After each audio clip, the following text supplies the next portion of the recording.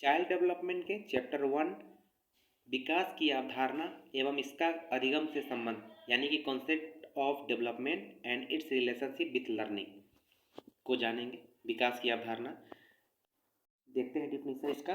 विकास एक जीवन भर चलने वाली प्रक्रिया है।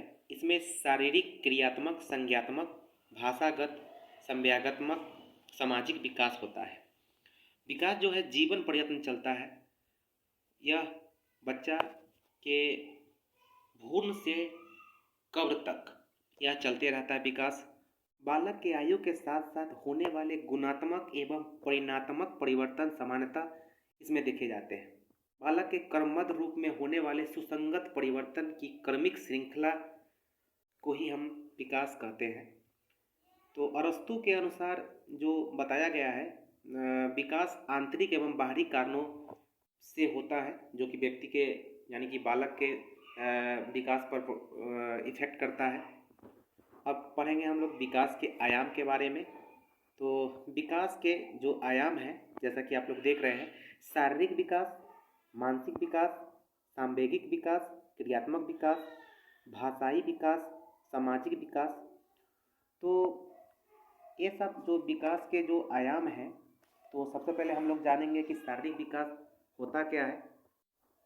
शारीरिक विकास शरीर के बाहरी परिवर्तन जैसे कि ऊंचाई, शारीरिक अनुपात में जब वृद्धि होता है तो ये शारीरिक विकास कहलाता है। किंतु शरीर आंतरिक अवयवों परिवर्तनों के रूप में जैसे कि प्रारंभ में यानी कि शुरू में बच्चा शिशु अपने हर प्रकार के कार्यों के लिए दूसरे पर निर्भर रहता है। जैसे जैसे यानी कि धीरे धीरे विकास की प्रक्रिया के फलस्वरूप वह अपनी आवश्यकताओं की पूर्ति को सक्षम बनाते जाता है। जैसे जैसे उसका शारीरिक विकास होगा वैसे वैसे अपना सारा क्रिया खुद से करने लगता है। शरीर का विकास जो है यह आनुवंशिक गुणों के कारण भी इसका इफेक्ट देखा जाता है। जैसे माता पिता का जैसा जो है शारीरिक विकास हुआ है उसी प्रकार जो है बच्चों के शरीर पर भी डिपेंड करता है, उनके इन्वायरमेंट पे भी डिपेंड करता है कि बच्चा का कैसे विकास हो रहा है, कैसा परिवेश मिल रहा है, उसके हिसाब से बच्चा का विकास होता है। बालक की वृद्धि एवं विकास में जो शिक्षकों का पर्याप्त जानकारी इसमें होना ही चाहिए, क्योंकि बच्चा में क्या रुचि है, क्या इच्छा है, क्या दृष्टिकोण है और किस तरीके से बालक व्यवहार करते हैं, इसका उनके वृद्धि पर काफ़ी विकास इफेक्ट पड़ता है, उनके विकास पे काफ़ी इफेक्ट पड़ता है।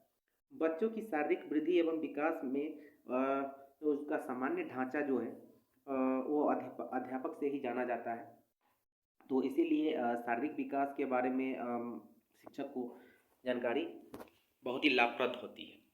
अब हम लोग जानेंगे मानसिक विकास के बारे में। मानसिक विकास होता क्या है, यानी कि संज्ञानात्मक मानसिक विकास इसे कहते हैं।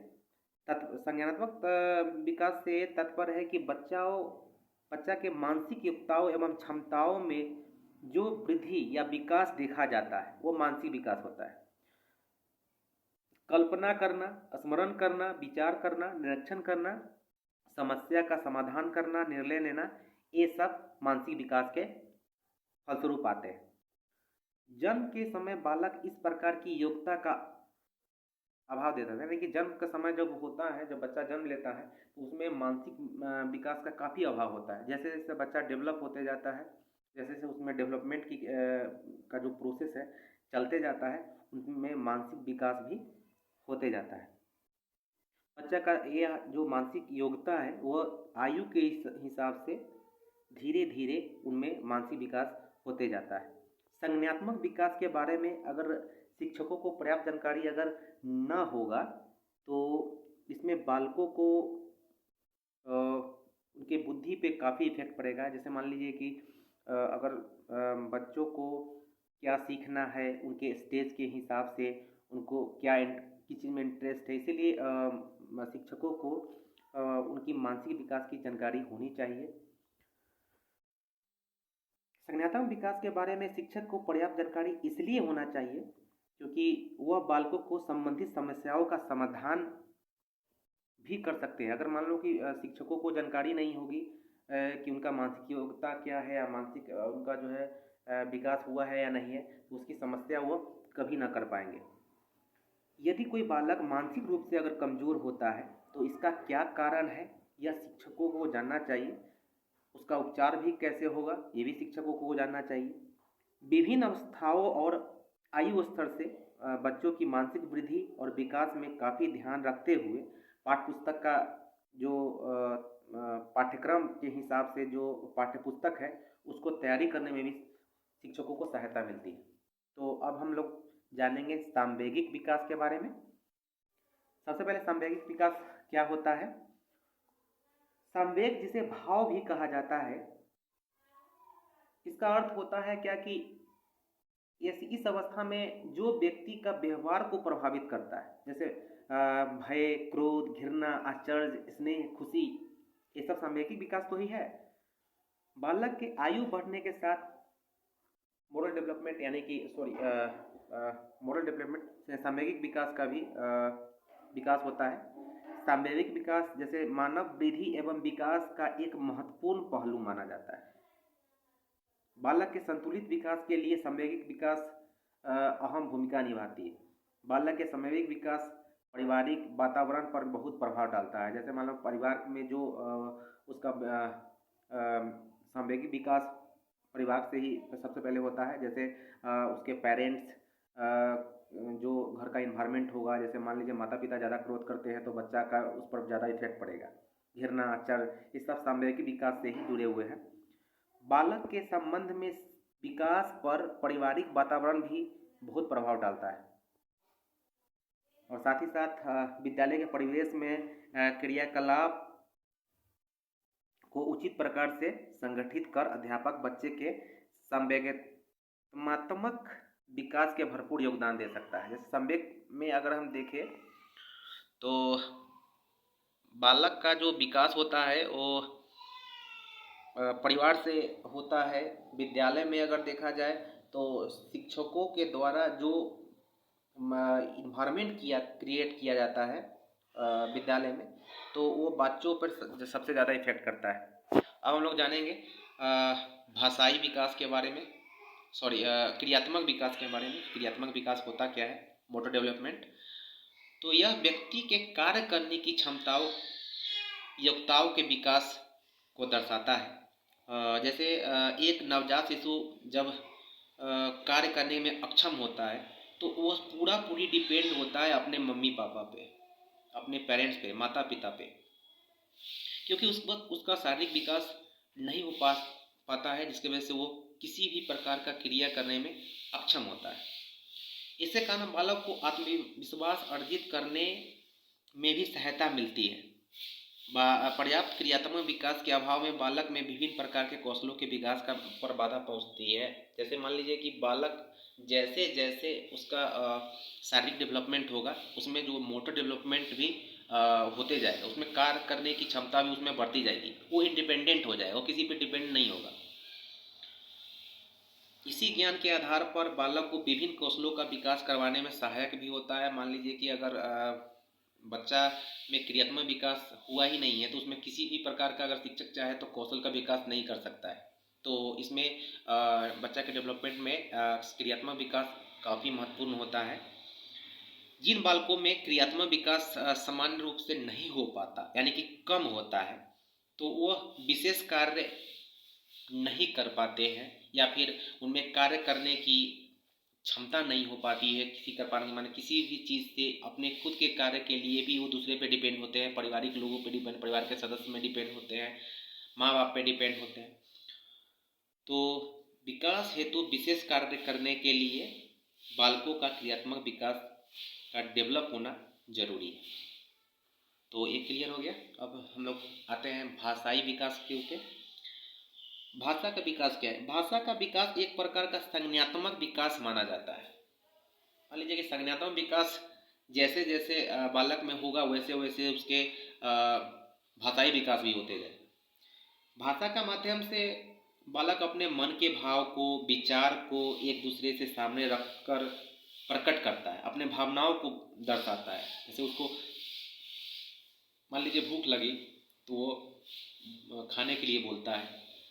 तो जब तक भाषा का डेवलप नहीं होगा तो वो नहीं जान पाएगा कि भाषा के द्वारा ही वो बोलता है, किसी भी क्रिया को करने के लिए भाषा के द्वारा ही बोलता है। भाषाई ज्ञान के अंतर्गत बोलकर विचारों की प्रकट करना होता है।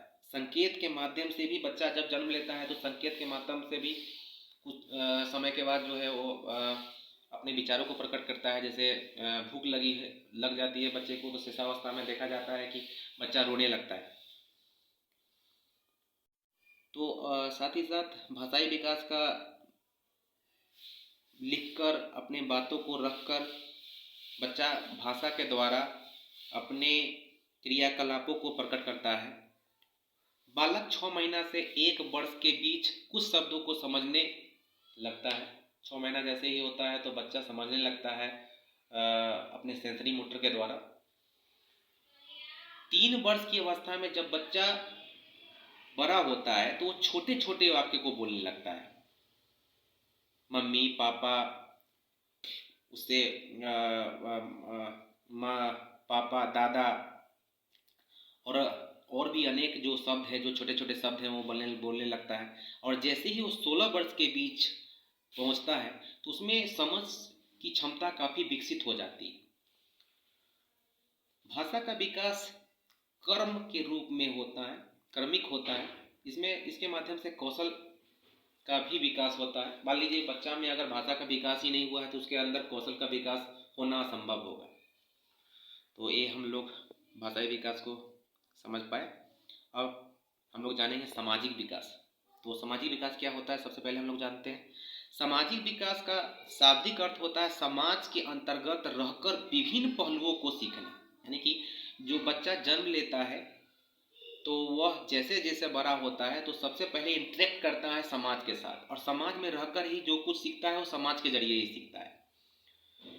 उसका चरित्र का निर्माण, अच्छा व्यवहार, जीवन से संबंधित व्यवहारिक शिक्षा सब समाज का ही देन होता है। बालकों को विकास का प्रथम पाठशाला परिवार माना जाता है, और उसके बाद समाज को मानते हैं।